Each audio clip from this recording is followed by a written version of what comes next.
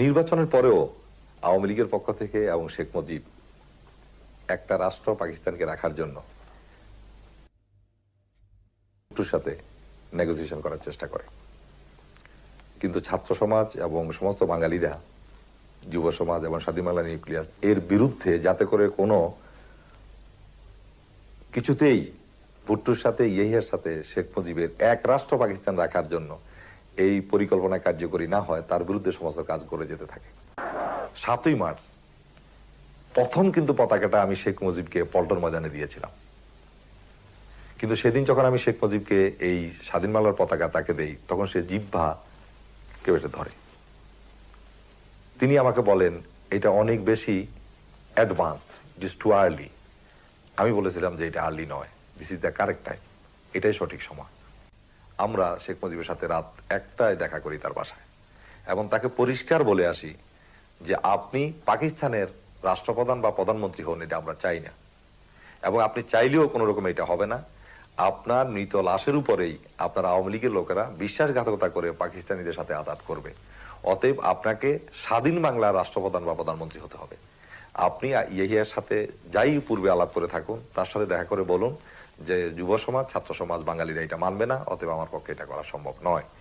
তাই 24শে মার্চ অনির্ধারিতভাবে মুজিব ইয়েহিয়ার সাথে দেখা করে, এবং তিনি যখন গণভবনে যান দেখা করতে, তখন আমি তার গাড়িতে স্বাধীন বাংলার পতাকাটা জোর করে লাগিয়ে দেই, যদিও ওনার ইচ্ছার বিরুদ্ধে।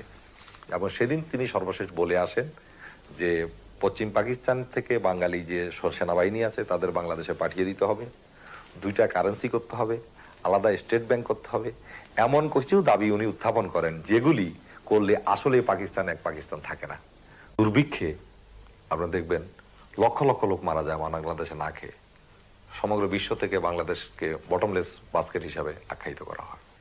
এবং মুজিব ক্ষমতায় টিকে থাকার জন্য হাজার হাজার রাজনৈতিক কর্মীকে হত্যা করে, জাসদের 10,000 কর্মীকে জেলে রাখে, মোশাররফ হোসেনকে হত্যা করে, সিরাজ শিকদারকে হত্যা করে। এই ধরনের রাজনৈতিক হত্যার মধ্য দিয়ে ফ্যাসিবাদী কায়দায় খবর কাগজ বন্ধ করে দিয়ে, কণ্ঠরোধ করে দিয়ে, মৌলিক অধিকার, ফ্রিডম, মানুষের সিভিল রাইট এবং মানুষের ফান্ডামেন্টাল রাইটস, এগুলি কাঠিল করে দিয়ে মুজিব ক্ষমতা থাকার চেষ্টা করে। পরিপূর্ণ বুঝ হওয়া পর্যন্ত শুনেছিলাম এবং এখনো শুনছি, এবং এখনো আমাদের এই প্রজন্মকে, আমাদের সন্তানদেরকেও জোরপূর্বক শোনানি হচ্ছে, এবং তারা ওই শুধু শোনা কথার মধ্যেই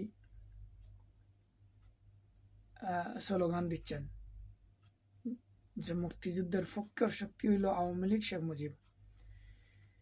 প্রিয়জনরা, আমরা এই কথা শুনে মুরব্বীদেরকে শুনছিলাম যে শেখ মুজিবের ভাষণ আর ইয়াহিয়ার শাসন। আমি কথাটা এই বলবো যে এই কথা সমাজে প্রচলিত ছিল এবং আছে যে দুষ্ট লোকের মিষ্ট কথা। আমি ওই পয়েন্টে বলি, শেখ মুজিবের ছিল একজন দুষ্ট লোক, একজন স্বার্থপর লোক, স্বার্থন্বেষী লোক।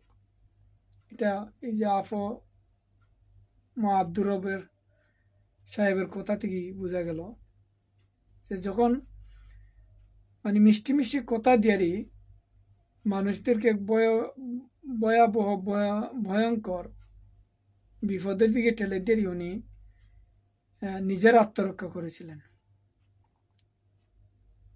বন্ধুগণ, এক কথা যদি বলতে হয় যে এই শেখ মুজিব ছিলেন রাষ্ট্রদ্রোহী, সেটা পাকিস্তানেরই রাষ্ট্রদ্রোহিতা করেছেন এবং বাংলাদেশেরই। পাকিস্তানের রাষ্ট্রদ্রোহিতা কেন বলছিলাম, সেটা শেখ মুজিবই বুঝতে পারছিলেন যে যদি স্বাধীনতা অর্জন না হয়, আর ওনার ওই বিশ্বাসও ছিল না, শুধু মুখের বুলি ছিল কিন্তু অন্তরে বিশ্বাস ছিল না যে এটা স্বাধীন হবে, তাই নিজেকে রক্ষা করার জন্য উনি স্বাধীনতার ঘোষণা দেননি বা সাইন করেননি। প্রত্যেক এই যে তরুণ নেতারা বলার পরেও উনি সাইন দেননি বা ভাষণ দেননি বা কল রেকর্ড করে রাখেন উনি।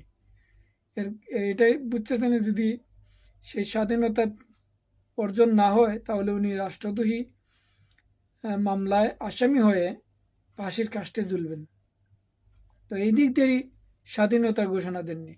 আর এই ঘোষণা না দেওয়ার কারণে উনি আবার বাংলাদেশের রাষ্ট্রদ্রোহিতার কাজ করেছেন। প্রিয় বন্ধুগণ, আপনাদের মতামতের জন্য রয়ে অপেক্ষায় আছি। ইনশাল্লাহ আপনারা কমেন্টস বক্সে কমেন্টসের মাধ্যমে আপনাদের মতামত জানাবেন যে আফম আব্দুর রউফের কথা শুনে আপনারা কি আমার সাথে একমত পোষণ করছেন কিনা, এবং পরবর্তীতে আরও এই ধরনের ভিডিও নিয়ে আপনাদের সামনে হাজির হব। এ পর্যন্ত আপনারা সুস্থ থাকেন, ভালো থাকেন। আসসালামু আলাইকুম ওয়া রাহমাতুল্লাহি ওয়া বারাকাতুহু।